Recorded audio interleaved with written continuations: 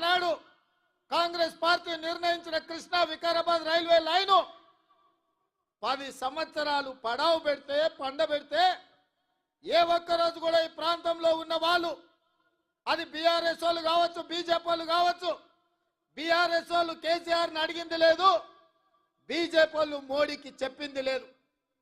ఎందుకంటే వీళ్ళెవరికి ఆయన దగ్గరికి వెళ్ళి అడిగే ముఖం లేదు, వాళ్ళని అడగడానికి వాళ్ళకి అపాయింట్మెంట్ గతి లేదు.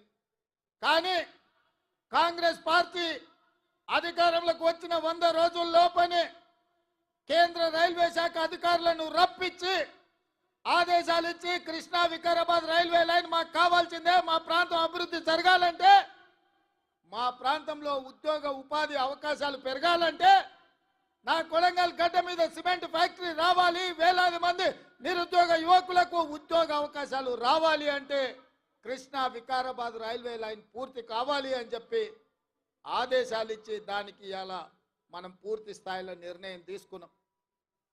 ఇదే కాదు మిత్రులారా, మీరందరు నిలబడి, మీరందరు కష్టపడి, ఇక్కడున్న కార్యకర్తలే తమ రక్తాన్ని చెమటగా మార్చి భుజాలు కాయలు కాసే విధంగా కాంగ్రెస్ పార్టీ జెండాను మోసి 10 సంవత్సరాలు కేసీఆర్ ఎన్ని కేసులు పెట్టినా, ఎంతమందిని జైలుకు పంపించినా, అవసరమైతే మీ ఊపిరొదిలిండ్రు కానీ కాంగ్రెస్ పార్టీ జెండాను వదలలేదు. మీ భుజాలు కాయలు కాసే విధంగా ఇవాళ మహబూబ్ నగర్ పార్లమెంటు నియోజకవర్గంలో 7 అసెంబ్లీలు గెలిపించి 7 మందిని ఎమ్మెల్యేలు చేసిండ్రు. మిత్రులారా, ఈ వేదిక మీద నుంచి తెలంగాణ రాష్ట్రానికి నేను చెప్పదలుచుకున్నా, అయ్యా ఇవాళ మీరు ఆలోచన చేయండి.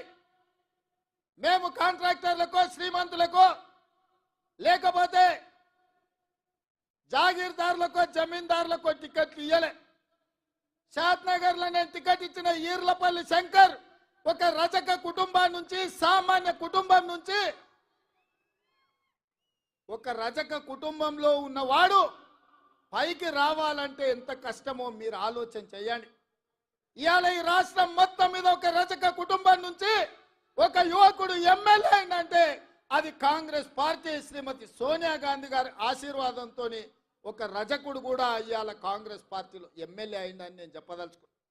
అదేవిధంగా మక్తల్ ప్రాంతంలో అతి చిన్న స్థాయి కార్యకర్త నుంచి కష్టపడి పైకి వచ్చి కాంగ్రెస్ పార్టీ జిల్లా పార్టీ అధ్యక్షుడిగా, జడ్పీటీసీగా మీకు అండగా నిలబడ్డ శ్రీహరిని సోనియమ్మ మల్లికార్జున్ ఖర్గే గారి ఆశీర్వాదంతో ఒక ముదిరాజు బిడ్డను ఇవాళ మక్తల్ నుంచి ఎమ్మెల్యేగా గెలిపించడం ఇది కాంగ్రెస్ పార్టీ వల్ల సాధ్యమైందా, లేకపోతే ఇంకెవరైనా ఈ అవకాశం ఇస్తారా అని నేను అడుగుతున్నా. మిత్రులారా, ఈ రాష్ట్రంలో 119 అసెంబ్లీ నియోజకవర్గాలు ఉంటే 10% జనాభా ఉన్న ముదిరాజులకు కల్వకుంట్ల చంద్రశేఖరరావు ఒక్క టికెట్ కూడా ఇవ్వలే.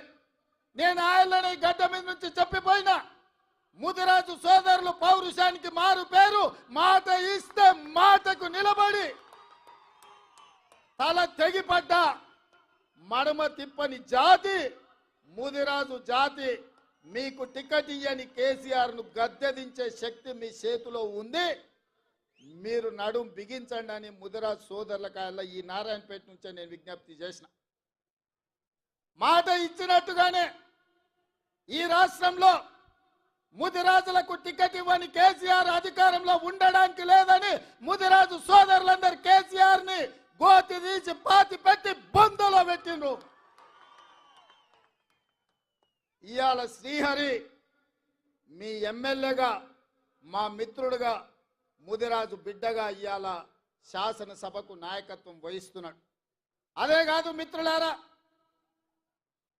ముదిరాజులను ఆనాడు బీసీ ఏ గ్రూప్లో ఉంటే కొన్ని ప్రత్యేకమైన పరిస్థితుల్లో ఏ గ్రూప్ నుంచి డి గ్రూప్కు మారవడం జరిగింది. ఇవాళ కేసు సుప్రీంకోర్టులో ఉంది. కేసీఆర్ నిర్లక్ష్యం వల్ల, కేసీఆర్ పట్టించుకోకపోవడం వల్ల, కేసీఆర్ సమర్థవంతమైన వాదన తెలంగాణ ప్రభుత్వం నుంచి సుప్రీంకోర్టులో వినిపించకపోవడం వల్ల ఇవాళ ఎన్నో లక్షలాది ఉద్యోగాల నియామకాలలో ముదిరాజు బిడ్డలకు అన్యాయం జరుగుతుంది. ఇవాళ ముదిరాజులను బీసీ డి గ్రూప్ నుంచి ఏ గ్రూపులకు మారవాలి అని అంటే ఈ గడ్డ మీద మళ్ళా కాంగ్రెస్ పార్టీ జెండా ఎగరాలి. మీ తరపున సిపాయిగా ఢిల్లీలో కొట్లాడాలి అంటే మీ వాదన బలంగా వినిపించాలి. మంచి మంచి వకీల్